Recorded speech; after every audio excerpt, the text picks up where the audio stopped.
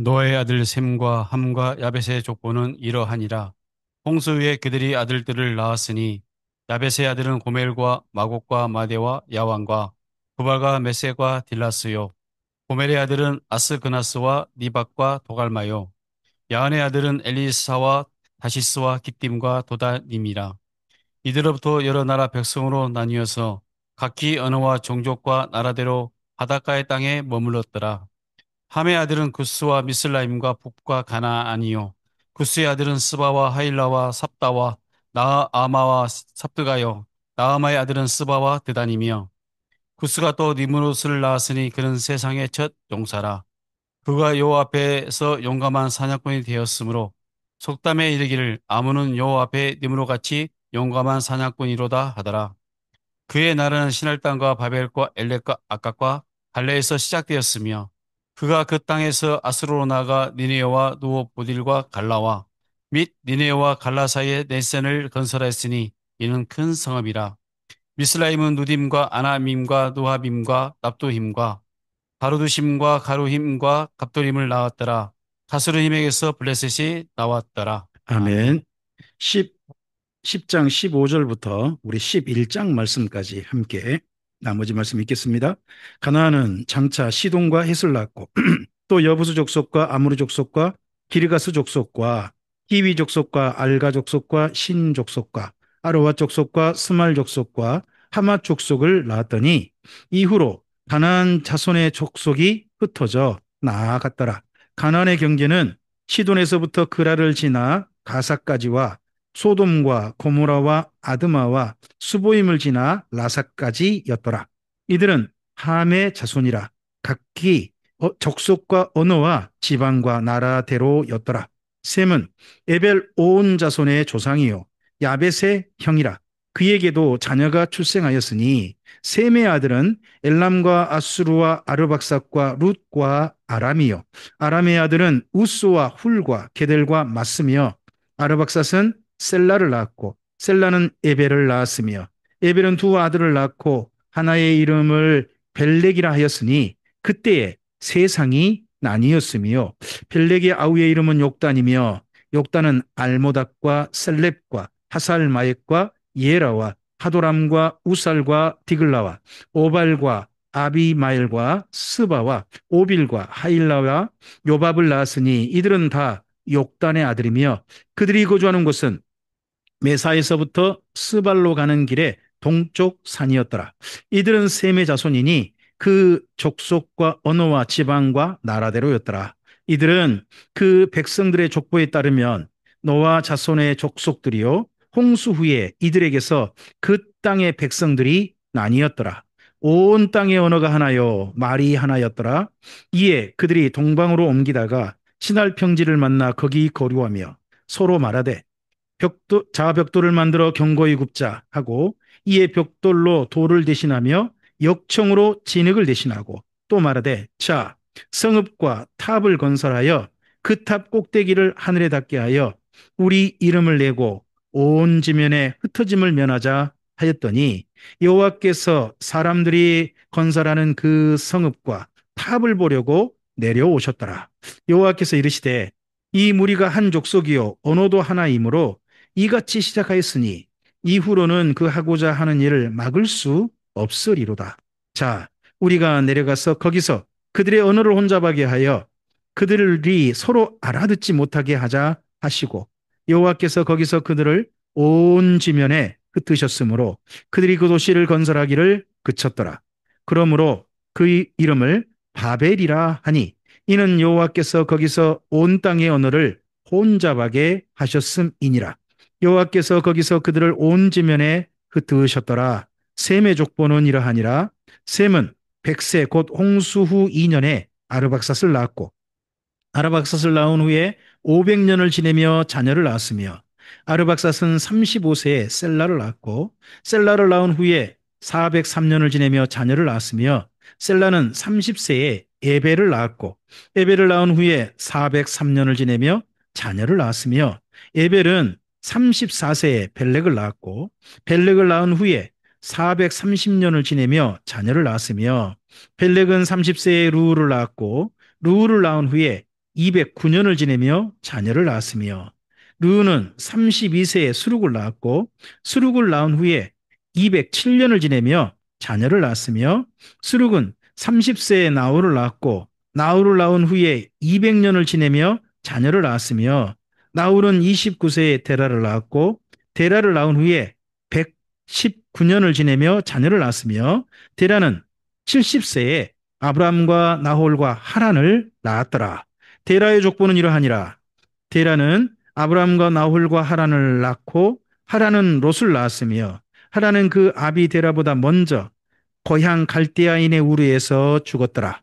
아브람과 나홀이 장가들었으니 아브람의 아내의 이름은 사레며 나홀의 아내의 이름은 밀가니 하란의 딸이요 하란은 밀가의 아버지며 또 이스가의 아버지더라. 사레는 임신하지 못하므로 자식이 없었더라. 데라가 그 아들 아브람과 하란의 아들인 그의 손자 롯과 그의 며느리 아브람의 아내 사레를 데리고 갈대아인의 우르를 떠나 가나안 땅으로 가고자 하더니 하란에 이르러 거기 거류하였으며 데라는 나이가 205세가 되어 하란에서 죽었더라. 아멘. 네, 오늘 말씀은 창세기 10장과 11장 말씀을 우리가 좀 이어가도록 하겠습니다. 창세기 10장은요, 노아 후손들이 그 다음에 번성한 내용입니다. 혹시 그런 거 혹시 살펴보셨나요?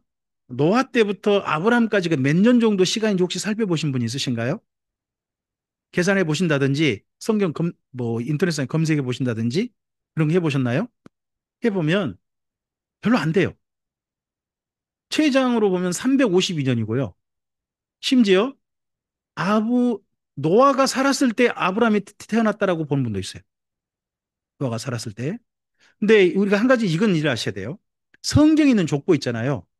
이 족보가 모든 세대의 족보다라고 하는 것에 대해서는 누구도 장담을 못 해요. 이스라엘 민족은 그래요. 자기들 식으로 족보를, 물론 족보는 족보죠. 근데 일부 생략하기도 하고요. 그러기도 하거든요. 그들의 특징이 뭐냐 그러면 여기 창세기에서 중요한 특징이 10이라는 숫자예요. 10이라는 숫자. 자, 노아부터 출발해서 10대를 가면 누굴까요? 노아부터 10대를 가면 다른 집은 10대까지가 족보가 안 나와요. 딱 한 가문만 족보가 쭉 나와요. 그 족보가 누구냐 그러면 아브라함의 가문 그쪽 위쪽이에요. 위쪽이에요. 자, 노아부터 해서 10대 그러면 누굴까요? 그러면 데라예요.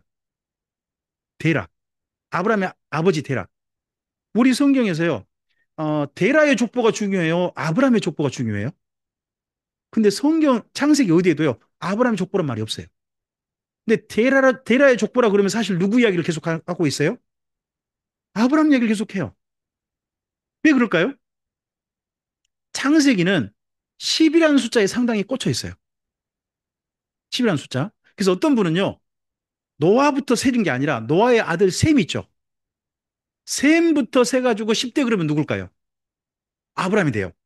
그래서 셈에서 아브라함까지가 10대다 이렇게 말하는 분도 있어요. 근데 성경은 아브라함의 족보를 이야기하지 않고 그의 아버지 데라의 족보를 이야기를 해요. 10대거든요. 딱 10대. 그리고 창세기에서 누구의 족보란 말이 10번 나와요. 10번 나와요. 그러니까 여기 350년 정도 되는 시간이 실제 시간이냐 아니면 그보다 더한 시간도 있을 수 있느냐 우리는 몰라요. 우리는 알 수 없어요. 다만 성경이 이렇게 했어요. 왜 우리가 이거 고민스럽냐 그러면요. 자, 아브라함 때 정도 올 때까지 이 땅 가운데 문명이 인류 역사 가운데 문명이 몇 개 문명이 탄생돼 있었을까요? 아브라함 때 올 때까지.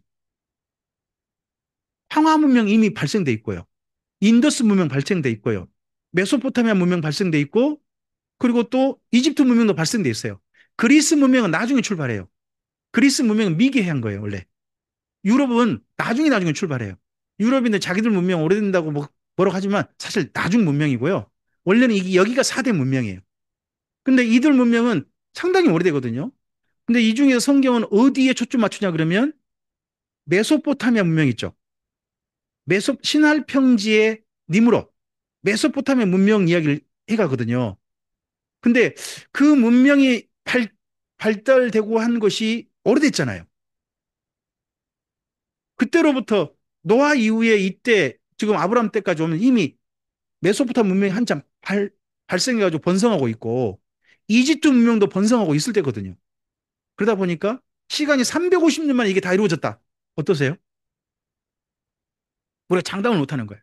다만 성경은 10대만은 기록한 거예요. 10대만. 더더구나 요즘 찾아보니까 역사학者찾아보니까요. 고고학者찾아보니까 여기 성경에서 니무롯을 이야기하잖아요. 니무롯이 바벨론 문명이에요.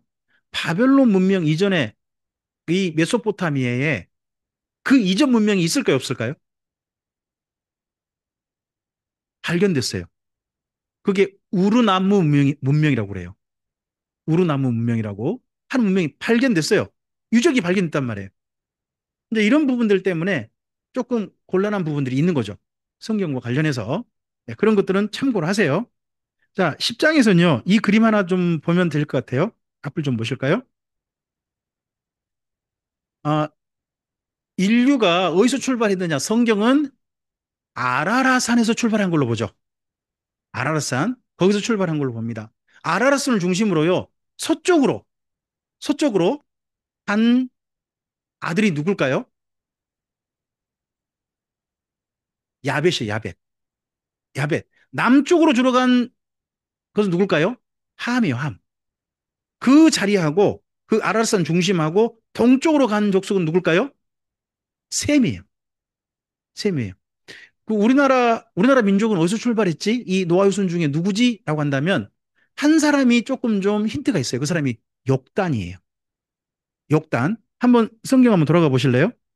욕단 이야기는 우리 민족과 관련될 수 있으니까 함께 좀 보시게요. 욕단. 어, 거기 29절 있죠? 26절부터 봅시다. 26절부터 욕단은 하고 나오죠. 26절부터 좀 읽어볼까요? 욕단은 알모닥과 셀렙과 하살마액과 에라와 하도람과 우살과 디글라와 오발과 아비마엘과 스바와 오빌과 하일라와 요밥을 낳았으니 이들은 다 욕단의 아들이며 그들이 거주하는 곳은요 메사에서부터 스발로 가는 길에 동쪽 산이었다는 거예요. 동쪽에 있다는 거죠. 아라라산으로부터 동쪽이에요. 그러니까 동쪽으로 가는 족속은 여기 성경상으로 보면 누구의 후손들? 욕단의 후손. 역단의 후손이다 보니까 우리 민족은 그러면 여기 성경대로 창세기 10장과 굳이 관련한다면 누구의 후손일 가능성이 높다. 역단의 후손일 가능성이 높다. 하는 부분은 이런 데서 찾는 겁니다. 이런 데서. 자, 여기에서 뭐 굳이 많이 설명할 필요는 없을 것 같아요. 다만 지명들이 여러분이 좀 익숙하지 않는 말들이잖아요. 조금은 좀 도와드리고 싶어요. 거기 2절로 가보세요. 야베 족속 그러면 지금 말하면 서로 유럽에 사는 사람들이라고 생각하면 돼요. 유럽에 사는 나라와 사람들. 그 중에 고멜 있죠. 첫째 고멜 아닙니까? 고멜이란 말은 지금 현재 말로 하면 게르만이 됩니다. 게르만 족속 있죠. 게르만 족속이 고멜이에요. 그다음에 마곡은요. 마곡은 흑해 있죠. 흑해. 흑해 지역에 살고 있는 사람들입니다. 그들을 보고 스키티아인이라고 해요. 스키티아인을 여기 마곡이라고 합니다. 곡과 마곡의 전쟁 뭐 이런 말 에스겔서에 보이시죠? 거기 흑해 쪽에 사는 사람들입니다. 그리고 마대는 메디아입니다. 메디아. 우리 성경에 메대라고 있어요. 메대. 메대. 나중에 그 아시리아를 멸망시킨 나라. 아니, 아시리아? 메대 아니죠. 아니죠. 네, 바벨론을 멸망시킨 나라. 메데 페르시아. 메데 페르시아. 그때 메디아입니다. 네, 그리고 야완 있죠? 야완은 조금 우리하고 전혀 우리나라 말하고 전혀 좀 익숙하지 않는 말인데 근데 우리가 굉장히 익숙한 민족이에요. 그리스예요. 야와는 그리스를 말합니다. 그리스를 말합니다. 뭐 두발 여기 메색이 나오죠? 메색 그럼 혹시 익숙한 도시 하나 떠오르지 않으세요? 메색, 미음, 시옷, 키읔, 비읍 이란 도시예요. 메색 족속의 도시 그게 모스크바예요. 모스크바. 메색이 모스크바 그쪽 사람들과 연결 되어지고요. 예. 디라스는 트리키아라는 족속이고요. 그 다음에 여기는 좀 기억해 놓으셔야 돼요. 3절에 아스그나스 있죠. 3절에 아스그나스 밑줄 긋고 좀 써놓으실래요? 어, 여기는 이스라엘 민족과 관련해서 조금 좀 익숙한 표현이 있을 수 있으니까 기억해 놓으신 게 좋아요. 아슈케나지예요. 아스그나스가 그쪽 유럽식 표현을 하면 아슈케나지가 됩니다. 그 이스라엘 민족이 전 세계 흩어지잖아요. 흩어졌을 때 두 가지 쪽에서 여기 나중에 여기 지금 현재 가나안 땅으로 돌아오게 됩니다. 하나는 유럽, 독일 쪽에서 돌아온 사람들이 있습니다. 그런 계통을 가리켜서 아슈케나지라고 그러고요. 스페인 쪽 있죠. 스페인 이쪽에서 돌아온 사람들이 있습니다. 그 사람들 가리켜서 세파라짐 이렇게 표현합니다. 이 두 족속들이 있으니까 그런 부분들은 또 기억해 놓으신 게 좋겠죠. 예. 그다음에 뭐 기띔은 키프로스고 도다님은 로도스고 합니다. 여기도 또 기억해 놓으시면 좋겠는데 6절에 구스는 아시겠죠? 구스가 어딘지 성경이 워낙 많이 나오잖아요. 이디오피아를 구스라 그럽니다. 이디오피아. 그리고 그다음에 미스라임이 있죠. 미스라임은 성경에서 굉장히 많이 나오는 거대한 나라 이름입니다. 그게 이집트예요. 미스라임 밑줄 긋고 이거 꼭 써놓으세요. 예, 이집트라고 해놓으신 게 좋습니다. 그다음에 붓은 거기 이집트에서 그쪽 저쪽 그 대서양 쪽에 붙은 나라 있죠. 그쪽 나라 그쪽 지역을 말하고요. 네. 그다음에 가나안이 나옵니다. 가나안이 함의 아들로서 그쪽에 날죠. 근데 그 구스의 아들로서 이 사람이 등장합니다. 거기 8절 있죠. 8절 함께 읽겠습니다. 구스가 또 니무롯을 낳았으니 그는 세상의 천용사라.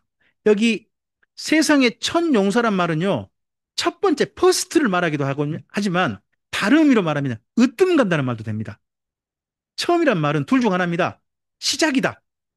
뭐 시조가 된다라는 말도 되겠지만 다른 말로 하면 으뜸된다. 그 당시에 가장 으뜸되는 사람, 롤 모델이 되는 사람이 니무롯이었다. 할 수 있습니다. 자, 그는요. 어떤 평가를 받느냐? 9절 함께 읽겠습니다.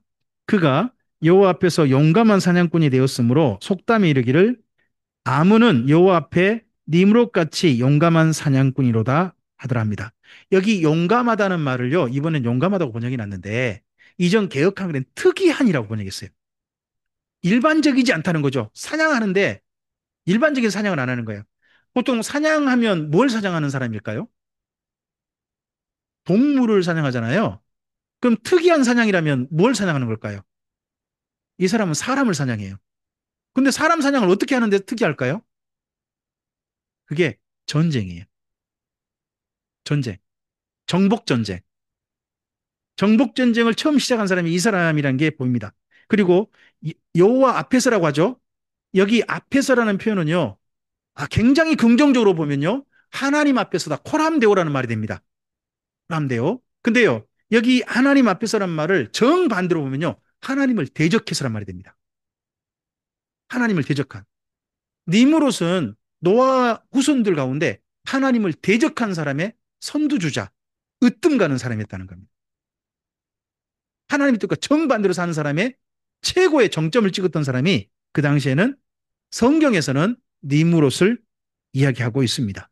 자, 그리고 난 다음에 여기 니무롯의 나라 이야기가 좀 중요하거든요. 그래서 10장에서 거기 10장 9절부터 거기 12절까지가 니무롯 이야기잖아요.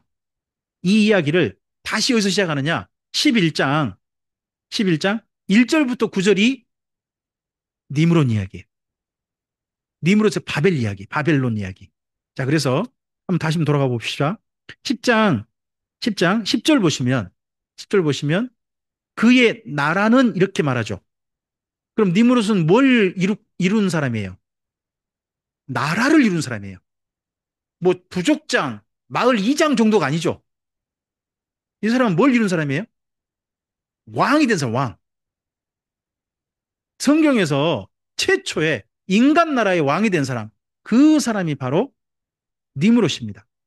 왕이 됐으면 사람들을 폭력으로 지배하겠죠. 폭력으로 지배할 뿐만 아니라 하나 더 합니다. 그게 뭡니까? 자기를 누구처럼 숭배하라고 말합니까? 신. 그러면 여기 니무롯이 뭘 만들었겠습니까? 우상 숭배가 이 사람으로부터 출발되어집니다. 그래서 이 나라는 굉장히 중요합니다. 근데 그의 나라가 시작하는 땅이 어디입니까? 10절에 신할 땅입니다. 신할 땅. 이 신할 땅이 메소포타미아의 바벨론 지역입니다. 갈대아라고 하는 나라 속에 있는 평지입니다. 평지. 그곳에 있는 거죠. 자, 그는 나라를 거기서 시작을 했습니다. 근데요, 그가 정복 전쟁하는 게 보입니다. 11절 있죠. 11절 읽어볼까요? 그가 그 땅에서 어디로 나아가? 아수르로 나아가 니느웨와 루오버들과 갈라와 및 니느웨와 갈라 사이에 레센을 건설하였으니 이는 큰 성이라 그러지 않습니까? 그러면 자기 땅에서 어느 지역까지 자기 땅으로 만들었다. 아수르 지역을 자기 땅으로 만들었다. 그러면서 아수르 지역에도 도시들을 새롭게 건설했다는 거죠. 대표적인 도시가 뭐예요? 니누에라는 거예요. 혹시 그 요나서에 니누에 성에 대한 표현을 기억나십니까? 요나서에 뭐라 하냐면 걸어서 3일 길이라는 만큼 큰 성이라 그럽니다. 니누에는 큰 성이라 걸어서 3일 길이야. 왜 그러느냐? 니누에가요. 도시가 한 개가 아니에요. 여기도 지금 기록이 약간 돼 있는데요. 도시 세 개가 합쳐가지고 니누에예요. 도시 세 개가 합쳐서. 그래서 걸어서 3일 길. 큰 도시다. 하는 부분이 여기서부터 출발되어져요. 혹시 거기 니느에 11절에 그리고 12절 연결 보시면 니느웨와 갈라 사이에 12절에 레센도 건설했다 그러죠. 그러니까 니느웨, 레센, 갈라가 세 개 합쳐가지고 뭐라고 나중에 불리는 거예요? 니느웨라 불리는 거예요. 이 세 개 도시 합쳐가지고. 그런 것도 나중에 어, 연화서에 나오는 표현인데 이런 도시의 형성을 만들었던 사람이 누구다? 바로 여기 니무롯이라는 겁니다. 이 사람의 이야기를 따로 좀 더 읽어야 됩니다. 우리 그 다음 좀 넘어가 봅시다. 11장 가봅시다. 11장. 온 땅의 언어가 하나요, 말이 하나였더라. 이에 그들이 동방으로 옮기다가, 잠깐만요. 예. 동방으로 신할 평지를 만났다고 돼 있죠. 신할 평지. 그럼 앞서 누가 떠오르셔야 됩니까? 님으로. 신할 평지의 바벨로부터 그의 나라가 시작됐다고 돼 있지 않습니까? 그러니까 님으로시 떠오르셔야 됩니다. 평지는 거기서 고려하면 서로 말하되 우리가 뭘 만들자? 벽돌이란 걸 만들어냈다는 겁니다. 벽돌. 벽돌. 그래서요. 메소포타미아 문명의 대표 특징이 뭔지 아십니까? 벽돌입니다. 어떤 벽돌일까요? 거기 나오는 그 역청 있죠, 역청. 3절에 역청으로 구다가잖아요. 역청이라는 게 지금 현재 우리가 아주 익숙한 거에 있어요. 혹시 지금 현재 우리 익숙한 말로 바꾸면 뭘까요? 역청을. 그게 아스팔트입니다. 아스팔트. 그러니까 땅 속에 묻힌 석유 원유가 아닌 거죠. 위에 드러난 지금 저 캐나다 같은 데 가면 그 원유가 고체 형태로 땅 속에 묻힌 게 아니라 위에 지금 드러나 있는 것도 있다고 합니다. 그걸 정제하면 석유가 된다고 해요. 그런 식으로 이곳에 이쪽 지역에 그런 역청이 많았던 거예요. 여기 역청에서 아스팔트를 말합니다. 그러니까 아스팔트하고 진흙을 이용해가지고 뭘 만들어낸 거예요? 벽돌을 만들어냈어요. 이 벽돌을 만들어내니까 이제 뭘 할 수 있을까요? 그렇죠. 건물을 높게 지을 수 있는 거죠. 높게 지을 수 있는 이걸 만들어낸 그 문명이 바로 이 메소포타미아 문명입니다. 아, 이집트 문명과 다르죠. 이집트는 어떻게 합니까? 큰 돌 자체를 갖다 그냥 쌓아버리죠. 쌓아버리는 문명 아닙니까? 근데 여기는 메소포타미아 그러지 않습니다. 진흙을 아스팔트하고 합계 뭉쳐가지고 벽돌을 만들어가지고 건물을 올려버리는. 요즘 우리 이 건물도 벽돌로 쌓은 건물이거든요. 우리가 교회 예배당 건물도. 이런 식의 출발이 바로 이때 신할 평지에 있었던 겁니다. 자, 이렇게 해서 그들이 이걸 만들어내면서 이렇게 합니다. 4절 함께 읽겠습니다. 또 말하되 자 성읍과 탑을 건설하며 그 탑 꼭대기를 하늘에 닿게 하여 우리 이름을 내고 온 지면에 흩어짐을 면하자 합니다. 이 성읍 이름이 바벨론이고요. 근데 그 중에 탑이 나오죠. 탑이 뭐예요? 탑이 종교용 건물을 말합니다. 탑이. 우리나라도 탑 그럼 뭐가 떠오릅니까? 탑은 어디 가면 있습니까? 절. 예전 절에 있었지 않습니까? 뭐 다보탑이니 뭐 미륵사지 탑이니 이런 탑 있지 않습니까? 종교용 건물이 탑이에요. 그러니까 이 탑은 탑이 나왔다는 것은 여기 이 시달 평지에서 뭐가 출발되었다? 종교가 출발되었다는 겁니다. 이 종교는 누구를 섬기는 종교일까요? 거기 14절과 연결해 보세요. 누구 이름을 내고 하나님의 이름이 아닙니다. 누구의 이름? 우리의 이름입니다. 그러니까 사람이 사람을 누구로 섬기는 거예요? 신으로 섬기는 겁니다.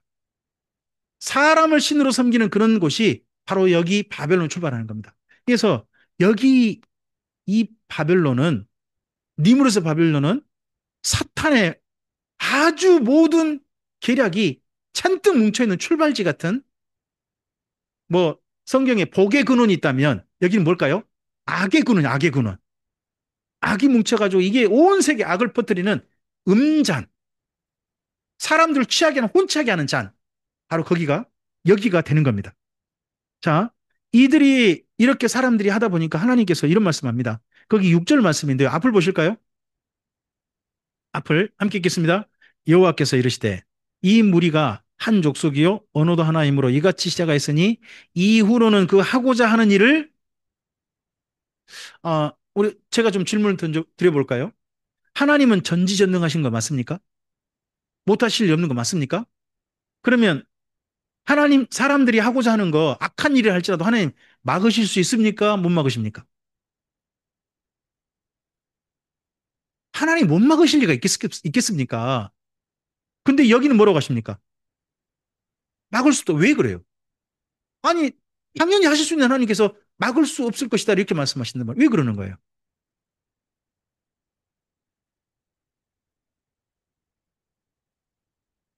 이게 사랑하면 약해져요. 뭐 이런 비유를 좀 들어볼까요? 어떤 아이가 거기 마트를 갔는데 엄마랑 같이 갔는데 엄마가 얘한테 먹이면 안 되는 과자가 있었어요. 그래서 그 과자를 안 사줬어요. 근데 얘가 과자를 가지고 와가지고 거기 계산한 데서 발랑 누워가지고 먹고 싶어요 하고 떼굴떼굴 구르면 엄마가 이겨요? 아이가 이겨요? 왜 아이가 이기죠? 대부분?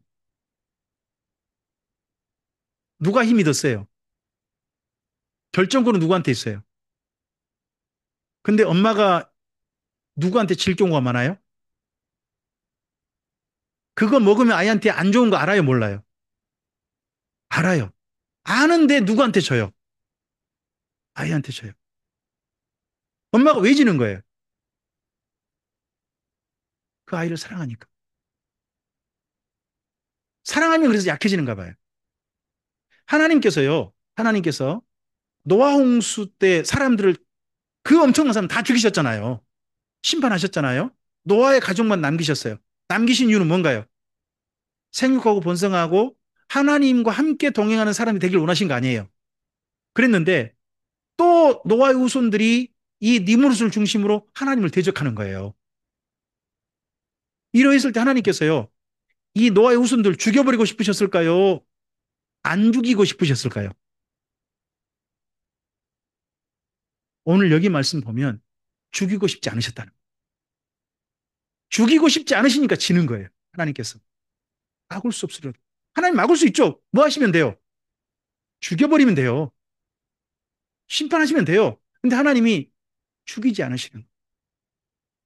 이들을 향해서. 그래서 하나님께서 하신 방법이 뭡니까? 7절에 언어를 혼잡하게 해서 서로 말이 안 통하게 만들어가지고 이곳에서 더 이상 이 탑을 쌓는 일들을 못하게 만드셨습니다. 그 덕분에 그 도시 이름이 형성됐죠. 9절 함께 읽겠습니다. 그러므로 그 이름을 바벨이라 하니 이는 여호와께서 거기서 온 땅의 언어를 혼잡하게 하셨습니다. 여호와께서 거기서 그들을 온 지면에 흩으셨답니다. 하나님께서 이때는요 역사를 끝장내고 싶지 않으셨습니다. 역사를 끝장내고 싶지 않으셔서 사람들의 행하신 게 뭡니까? 말이 안 통하게 하신 겁니다. 뭐 하라고요? 흩어지라고요. 지금 이들이 왜 뭉쳤죠? 악한 일을 위해서 뭉쳤어요. 악한 일을 위해서. 계속 뭉쳐있으면 무슨 일을 이룰까요? 하나님을 대적하는 악한 일을 계속 이루는 거예요. 그러면 악한 일을 멈추게 하려면 어떻게 해야 돼요? 죽여버리거나 서로 안 뭉쳐있게 하면 되는 거죠. 그래서 흩어지는 방법을 하나님 하신 것이 뭐였냐 그러면 이때 언어를 혼잡하게 하는 거였습니다. 그래서 여기 이 도시 이름을 뭐라고 했다고요? 바벨이라 했다는 겁니다. 이건 근데 언어 유희입니다. 이 바벨론이라는 도시 이름이 그쪽 언어 있잖아요. 수메르어라든지 이쪽 언어로 뜻이 뭘까요? 거기는요, 신의 문이란 뜻입니다. 도시 이름의 뜻이 신의 문, 이런 뜻입니다. 그러면 바벨 혼잡, 이건 뭘까요? 그건 여기 히브리어입니다. 히브리어. 똑같은 음역인 거죠. 그 우리나라 말하고 외국 말이 비슷한 말이 좀 많다면서요. 그 중국어인가요? 그쪽 중에 아침 인사로 뭐라고 한다 그러죠?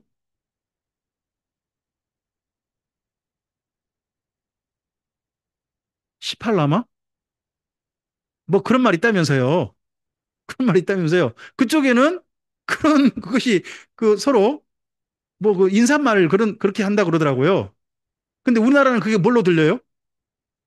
그런 거잖아요. 그런 것처럼 그쪽 수메르어 쪽으로는 이 바벨이라는 말이 신의 문, 신을 만나는 도시, 신을 만날 수 있는 문이 열리는 그런 도시, 그런 뜻이란 말이에요. 어마어마한 이름이죠. 신을 만날 수 있는 문이 열리는 도시니까 어마어마한 이름인 거예요. 근데 그걸 히브리인들은 그걸 갖다가 언어 유희해가지고 놀려버리는 거죠. 혼잡, 무슨 신의 문, 혼잡 이런 식으로 똑같은 단어를 가지고 전혀 다른 뜻의 단어를 가지고 이렇게 한 겁니다. 그래서 그쪽 도시 이름이 바벨이라고 해서 그쪽 도시 이름 자체가 뭐 혼잡이라는 뜻은 아니다는 걸 이해하셔야 바랍니다. 유대인들이 그런다는 겁니다. 히브리어로. 자, 이런 니무롯의 이야기를 정말 앞을 좀 보실까요? 정리 여긴 좀 하셔야 됩니다. 여기를. 여기 니무롯의 이 나라는 1번 읽어주시겠습니까? 성경 속 인간 최초의 나라입니다. 성경 속에서는요. 성경에서 소개하고 있는 최초의 나라입니다. 두 번째 읽어주십시오. 우상과 신화와 우상 숭배 나라입니다. 사람을 띄우고 신처럼 띄우고 신처럼 띄우고 그런 걸 하는 겁니다. 심지어 우상 숭배까지 하는 거죠. 우리나라도 사람을 띄우고 띄워가지고 우상 숭배처럼 하려는 사람들이 있습니다. 저는 기독교인들이 우리나라 기독교인들 가운데 한 사람을 우상 숭배하는 비슷한 게 있습니다. 기독교의 대표적인 우상 숭배 이름이 뭐냐 그러면 이승만입니다. 이승만이라는 이름이 한국 기독교에게 아주 그 우상처럼 취급되는 이름입니다.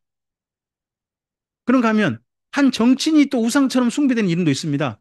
심지어 그를 신처럼 거의 숭배하는 이름이 있습니다. 그 이름이 박정희입니다.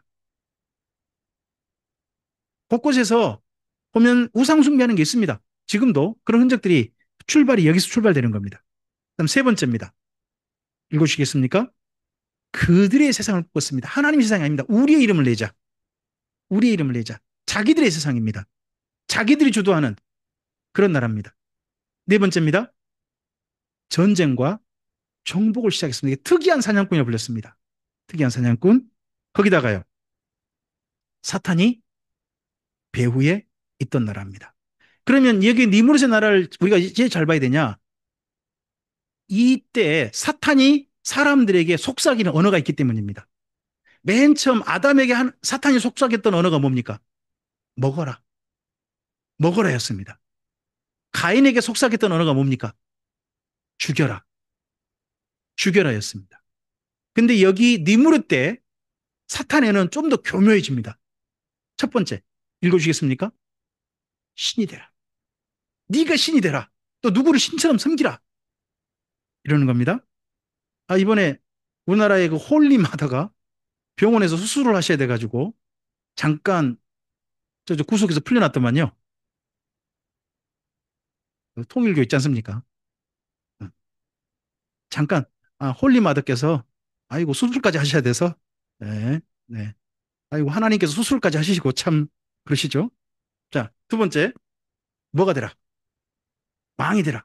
뭘 말합니까? 이때부터 지배와 계급을 사람들에게 이걸 형성하게 만듭니다. 그다음에 세 번째입니다. 뭡니까? 중심입니다. 근데 어떤 중심입니까? 악을. 악을 이루는 중심을 이룹니다. 지금도 수많은 사람들이 악을 이루는데 자기가 누군가를 중심으로 해가지고 그 사람을 표토로 해가지고 악을 막 이루는 그런 일들은 지구 곳곳에서 있습니다. 지금도. 그 다음에 네 번째 뭐합니까? 힘을 모으자는 겁니다. 이 힘을 모아가지고 주변을 정복합니다. 힘을 모아서 주변을 정복하는 이 일들을 여기 니므롯 때 하게 됩니다. 그리고요, 힘을 모아서 뭐 하자는 겁니까? 정복하자. 여기 이 다섯 가지 언어를 여기 니무르즈 나라에서 속삭이는 사탄의 언어로 우리에게 들려야 됩니다. 이런 언어에 현혹되면 안 됩니다. 이런 언어를 따라가는 만약에 교회가 있다면 그건 사탄의 교회입니다. 교회란 이름의 사탄이 또아리 틀고 있는 그런 곳이 되어버릴 수 있습니다.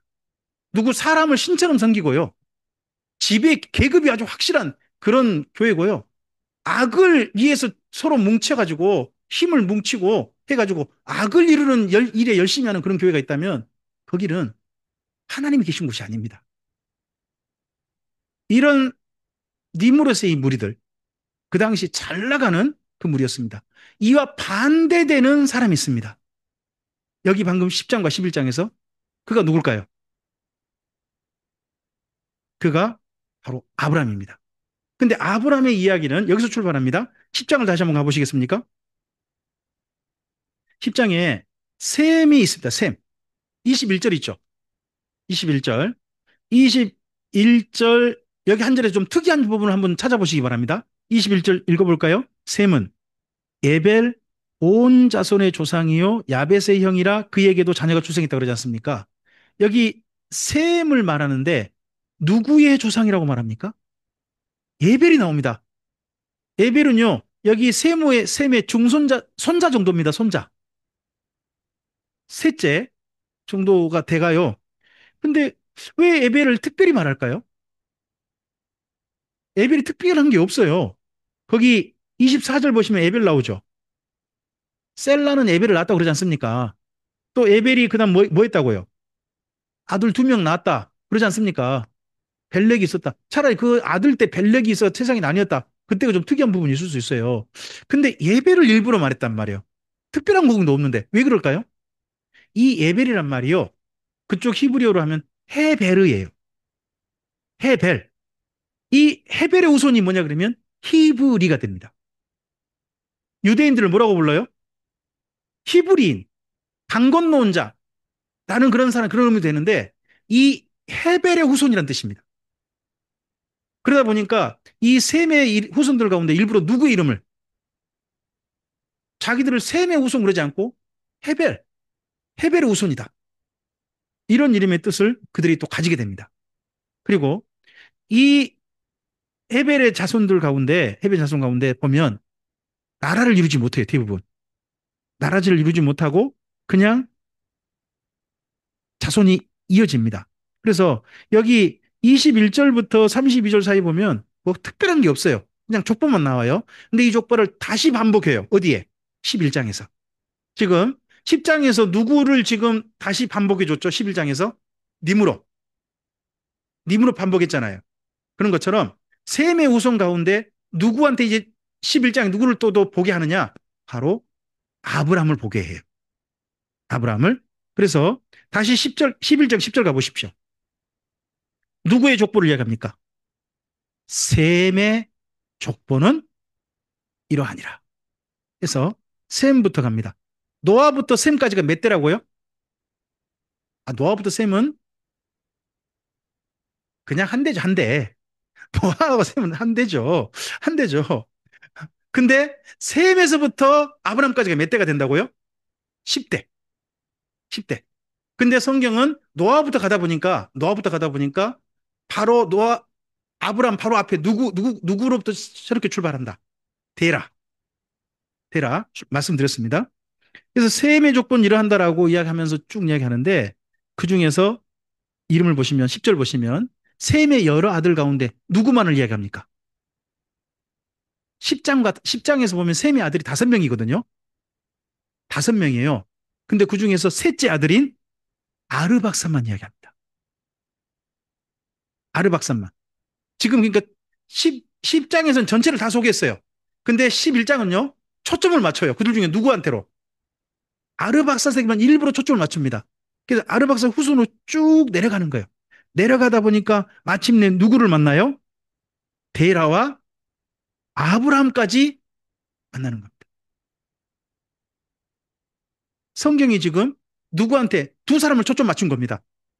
10장에서 누구를 데려와서 11장에 한 번 더 보여줘요? 님으로. 님으로 보여줬단 말입니다. 근데 님으로서는 그 당시 제일 잘 나간 사람입니다. 근데 그 당시 노아의 후손 가운데 진짜 안 되고 안 되고 안 돼가지고 이대로 가만두면 소멸될 만한 사람이 있습니다. 소멸될 만한 민족이 누구냐 그러면 아르박사 후손들입니다. 자, 우리가 누직 갔을 때 있지 않습니까? 어, 우리 조상들 중에 좀 괜찮은 사람들 이름으로 우리를 말하고 싶어 하잖아요. 그런데요, 아르박사스 후손들은요, 아르박사스의 후손이라 말을 못 합니다. 누구라 말하느냐? 아르박사스의 동생이 있거든요. 그 동생 이름이 아람입니다. 아람. 아람. 자기들을 뭐라고 표현하느냐? 유리아는 아람 사람이다. 이렇게 표현해요. 그러니까 자기 조상 이름을 말도 못해. 왜 그럴까요? 아르박사 이름 내셨다간 완전히 무시당해요. 그러니까 여기 아르박사스의 동생이 아람 이름을 내면 그나마 무시를 안 당하니까 자기들을 뭐라고 부르는 거예요? 아람의 후손이라 부르는 그런 불쌍한 사람들이에요. 근데 그 불쌍한 사람 중에 하나님께서 누구를 찾아내신 거예요? 아브라함. 그래서요. 여러분 이걸 이렇게 하나님이 추적에 찾아오시는 걸 갖다가 예수님은 뭐라고 하셨을까요? 팔복의 첫 번째. 가난한 자는 복이 있다. 이 노아의 후손 가운데 제일 잘 나간 사람은 누구? 니므롯이었습니다. 노아의 후손 가운데 진짜 불쌍한 사람은 누구? 아르박사 후손들이었습니다. 근데 하나님은 그런 사람들 가운데 누구에게 지금 마음이 있으십니까? 그 불쌍하디 불쌍한 사람들. 왜 그렇습니까? 잘 나가면요. 잘 나간 사람은 다 누구처럼 되고 싶어 할까요? 다 니무르처럼 되고 싶어 합니다. 근데 여기 아르박사 후손들은요. 니무르처럼 될 거 꿈도 못 꿉니다. 그냥. 그런 가운데서 이 후손들 가운데 하나님을 만나는 사람이 있는 겁니다. 그가 아브라함이었습니다. 우리가 가난해지면요. 마음이 가난해지고 생각이 가난해지고 삶이 가난해지고 하면 그때가 하나님의 음성이 들릴 수 있는 기회입니다. 아브라함에게 하나님의 음성이 들린 겁니다. 그게 12장 가면 있지 않습니까? 내가 내게 지시할 땅으로 너는 가라. 잘 나가면 이게 음성이 안 들릴 수 있습니다. 근데 그게 들렸습니다. 모든 사람이 하나님은 찾아오십니다. 찾아오시는데요. 찾아오시는데 하나님의 음성이 들리는 사람이 있는가 하면 하나님이 들리지도 않고 보이지도 않고 하나님 없어 하는 사람도 있습니다. 니무롯에게는 하나님이 있었을까요? 하나님 보였을까요? 아니요. 하나님 음성 들렸을까요? 아니요. 너무 잘 나가니까. 사람들이 다 자기 따라오게 만들고 심지어 자기를 누구처럼 섬기면 기분 좋았을까요? 신처럼 섬기면 얼마나 기분 좋아했겠습니까? 그는 하나님 찾을 이유가 없었습니다. 하지만 그 노아의 후손 가운데 극히 가난하고 불쌍했던 아르박사의 후손들은 하나님을 찾을 기회가 주어졌습니다. 그래서 독특하게 출발합니다. 12장 가면 이제 12장 이후 가면요. 아브라함 보고 뭐가 데려갑니까? 너는 복의 근원이 데려갑니다. 복의 근원. 자, 니므롯은 10장과 11장에 보면 니므롯은 무엇이 근원이 된 사람입니까? 악의 근원이 된 사람입니다. 그 사람부터 악이 곳곳으로 퍼져나갑니다. 온 세상에 악을 퍼뜨린 사람, 그 사람이 니므롯이었습니다. 그와는 반대로 불쌍하디 불쌍한 사람이었지만 복의 근원이 된 사람을 하나님이 찾아내신 거예요. 하나님이 그를 찾아오셨습니다. 자기를 찾아오신 하나님을 감각할 수 있었습니다. 오늘 우리를 찾아오신 하나님을 감가한다면 우리는 불쌍한 사람 아닙니다. 복 있는 사람일 겁니다. 10장과 11장에서 우리 이러한 두 사람의 운명적인 갈림을 분명히 봤으면 좋겠습니다. 우리의 걸음이 니므롯과 합류하는 걸음이 아니라 아브라함과 합류하는 걸음에 우리 인생길이 분명히 있기를 주님의 이름으로 축복합니다. 기도하겠습니다. 주님 감사합니다. 오늘 창세기 10장과 11장 말씀을 통해서 노아의 후손들 그 길을 왔습니다. 노아의 후손들 가운데서 제일 잘 나간 사람은 니므롯이었습니다. 사람들은 니므롯을 정말 따르고 으뜸가는 그 시대에 으뜸가는 롤 모델이 되는 사람이었습니다. 그러나 그를 따라가는 것은 사탄을 따라가는 것이었습니다. 사탄이 그 뒤에 웅크리고 있었고 그가 하는 모든 일들은 사탄의 세력을 퍼뜨리는 악의 일들이었습니다. 그와 달리 불쌍하디 불쌍한 그런 아르박사스의 후손들 그들에게는 하나님께서 찾아오심이 그들에게 감각되어졌습니다. 특별히 아브라함이 하나님의 음성을 들었습니다. 주님, 우리의 삶이 잘 나가고 우리의 삶이 불쌍하고 그런 게 문제가 아니라 우리 인생 가운데 하나님의 음성이 정말 들려졌느냐? 하나님께서 나를 찾아오셨음이 분명하게 감각되어졌느냐? 이것만큼 중요한 사실이 없을 것입니다. 하나님이 찾아오셨음을 하나님께서 말씀해 오심을 감각하고 그걸 분명한 체험이 있는 우리라면 아브라함과 합류한 사람들인 줄로 믿습니다. 니므롯과 합류한 사람들이 아니라 아브라함과 합류한 사람으로 우리 인생길이 주님 앞에 분명하게 존재함을 확인할 수 있도록 우리의 눈을 열어 주시옵소서. 주께 부탁드리오며 예수님 이름으로 기도합니다. 아멘.